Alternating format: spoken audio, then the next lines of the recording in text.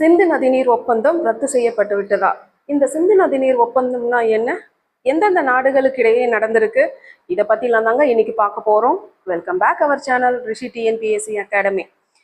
நம்ம எல்லாருக்குமே நல்லா தெரிஞ்ச விஷயம்தான் 1947 இந்தியா பாகிஸ்தான் பிரிவினை நடந்துச்சுன்னு சொல்லிட்டு.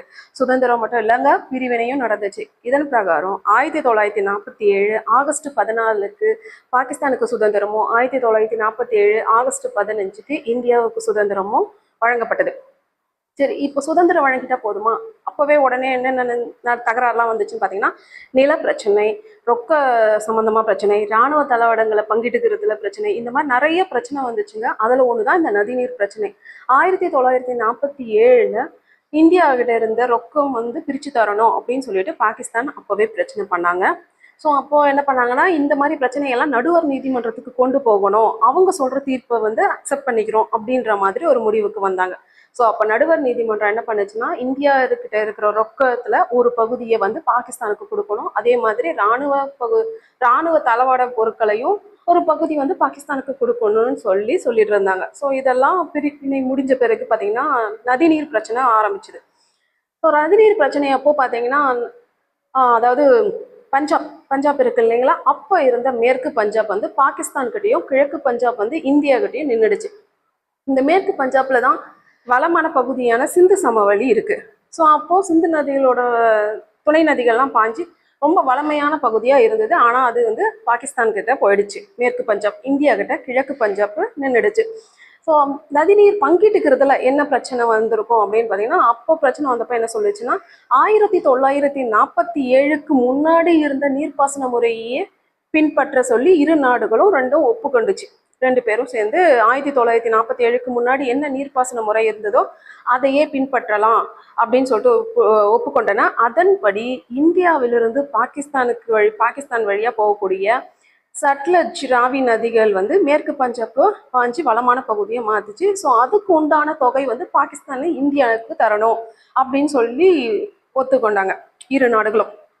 இதன் பிரகாரம் பாகிஸ்தான் அந்த ராவி நதியும் சட்லஜ் நதியும் பாயறதுக்கு உண்டான தொகையை இந்தியாவுக்கு கொடுக்கணும்.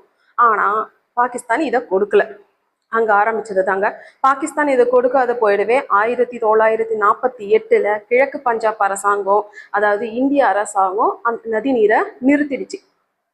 பாகிஸ்தானுக்கு செல்லக்கூடிய நதிநீரை நிறுத்திடுச்சு. ஸோ அங்கிருந்து மறுபடியும் நதிநீர் பிரச்சனை ஆரம்பிச்சதால பாகிஸ்தான் என்ன பண்ணிருச்சு, மறுபடியும் 1948 ஏப்ரல் மாதம் நிறுத்தினாங்க இல்லையா, அதுக்கு மே மாதம் மறுபடியும் புதுசா ஒரு ஒப்பந்தம் போட்டுக்கிட்டாங்க இந்தியா கூட. அந்த ஒப்பந்தம் எப்படின்னா 1948 மே மாதம். ஸோ இந்த ஒப்பந்தம் போட்டுக்கிட்டாலுமே பெருசா அவங்களுக்கு இதில் உடன்பாடு இல்லை பாகிஸ்தானுக்கு. இந்த பிரச்சனைய சர்வதேச நீதிமன்றத்துக்கு கொண்டு போகணுன்ற ஒரு முடிவுக்கு வந்தாங்க இந்த இரண்டு நாடுகளுமே.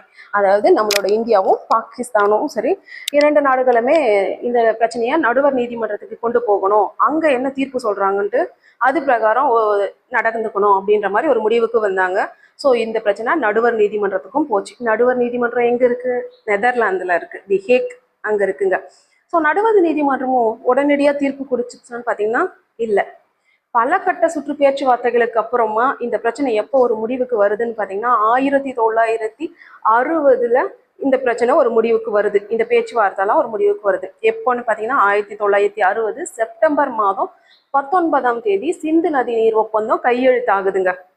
யார் யாருக்கு இடையிலன்னு பார்த்தீங்கன்னா இந்தியாவுக்கும் பாகிஸ்தானுக்கும் நடுவில் இந்த சிந்து நதி நீர் ஒப்பந்தம் கையெழுத்தாகுது 1960 செப்டம்பர் மாதம் 19ஆம் தேதி. யார் இதுல கையெழுத்திட்டா அப்படின்னு பார்த்தீங்கன்னா, இந்தியாவோட பிரதமரான நேருவும் பாகிஸ்தான் அப்போதைய பிரதமரான ஆயுப் கானும் கையெழுத்திடுறாங்க. சரி, இதனோட முக்கிய அம்சம்லாம் என்னன்னு பார்த்தீங்கன்னா 3 முக்கிய சாராம்சம் இருக்குங்க இந்த சிந்து நதி நீர் ஒப்பந்தத்துல. ஃபர்ஸ்ட் என்னன்னு பார்த்தீங்கன்னா, இந்தியா சட்லஜ், பியாஸ், ராவி இந்த 3 நதிகள்ல இருந்து வரக்கூடிய நீரை முழுமையா பயன்படுத்திக்கிற உரிமை இந்தியாவுக்கும், பாகிஸ்தான் சீனாப், பியாஸ், ராவி இந்த 3 நதிகளுக்கு இருக்கிற நதி நீரை முழுமையா முழுமையா பயன்படுத்தி கொள்ளக்கூடிய உரிமை பாகிஸ்தானுக்கும் இருக்குன்னு சொல்லிட்டு அப்போ அந்த இதுல தேர்ட் ஒன் பார்த்தீங்கன்னா, சிந்து நதிக்கான நிலையான ஒரு கமிஷன் அமைக்கப்படும், சிந்து நதி நீர் ஒப்பந்தத்துக்கான நிலையான கமிஷன் அமைக்கப்படும் சொல்லி ரத்து பண்ணிச்சு. இந்த சிந்து நதி நீரோட முக்கிய சாராம்சங்கள்லாம் என்னன்னு பார்த்தீங்கன்னா 3 சாராம்சம் இருக்குங்க முக்கியமானது. ஃபர்ஸ்ட் என்னன்னு பார்த்தீங்கன்னா மொத்தம் 3 சொல்லிட்டேன். ஃபர்ஸ்ட் வந்து இந்தியா வந்து அதாவது சட்லஜ், ராவி, பியாஸ் இந்த 3 நதிகளோட நீரை முழுமையா பயன்படுத்தி கொள்ளும் உரிமை வந்து இந்தியாவுக்கு இருக்கு அப்படின்னு சொல்லிட்டு முதல்ல சொல்றாங்க. செகண்ட் என்னன்னு பார்த்தீங்கன்னா பாகிஸ்தான் வந்து ஸ்ரீனாப், சிந்து, ஜீலம் சரிங்களா, சீனாப், சிந்து, ஜீலம் இந்த 3 நதிகளோட நீரை முழுமையா பயன்படுத்திக்கிற உரிமை பாகிஸ்தானுக்கு இருக்கணும். மூன்றாவது இந்த சிந்து நதிநீர் ஒப்பந்தத்துக்கான நிலையான ஒரு கமிஷன் ஏற்படுத்தப்படணும் இந்த ஒப்பந்தத்துல குறிப்பிட்டிருந்தாங்க. இந்த ஒப்பந்தத்தோட 3 சிறப்பம்சங்கள் இதுதாங்க. ஃபர்ஸ்ட் என்னன்னு சொன்னா இந்தியாவோட ஒரு 3 நதிகளும் பாகிஸ்தான் ஒரு 3 நதிகளும் பிளஸ் இதுக்கான ஒரு நிலையான கமிஷனும் அமைச்சாங்க.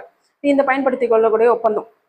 சரி, இது இவ்வளவு நாளா தொடர்ந்து இருந்தது. இப்ப ஏன் சிந்து நதிநீர் ஒப்பந்தத்தை நிறுத்தி இருக்காங்க அப்படின்னு பாத்தீங்கன்னா சமீபத்துல நடந்த இந்த பஹல்காம் பயங்கரவாத தாக்குதல் தாங்க. இந்த பஹல்காம் பயங்கரவாத தாக்குதலோடைய விளைவாதான் இப்போ இந்தியா வந்து சிந்து நதிநீர் ஒப்பந்தத்தை ரத்து செஞ்சிருக்காங்க. அது தவிர்த்து வேற எல்லாம் பண்ணியிருக்காங்கன்னு பாத்தீங்கன்னா இந்தியாவில் இருக்கக்கூடிய பாகிஸ்தானியர்கள் வந்து உடனடியாக அடுத்த 48 மணி நேரத்துல வெளியேறணும்னும் டெல்லியில இருக்கிற இந்தியா அதாவது பாகிஸ்தானுக்கான தூதரகம் வந்து செயலிழந்து விட்டதாகவும் அறிவிச்சிருக்கு இந்தியா. இதே மாதிரி பாகிஸ்தான்ல இருக்கக்கூடிய இந்திய தூதரகமும் செயலிழந்து விட்டதா அறிவிச்சிருக்கு. ஸோ உடனடியா இந்த 2 அதிகாரிகளும் அவங்க நாட்டுக்கு திரும்பணும்னு சொல்லியிருக்காங்க. இது இல்லாம வாஹா அட்டாரி எல்லையையும் மூடி இருக்கு.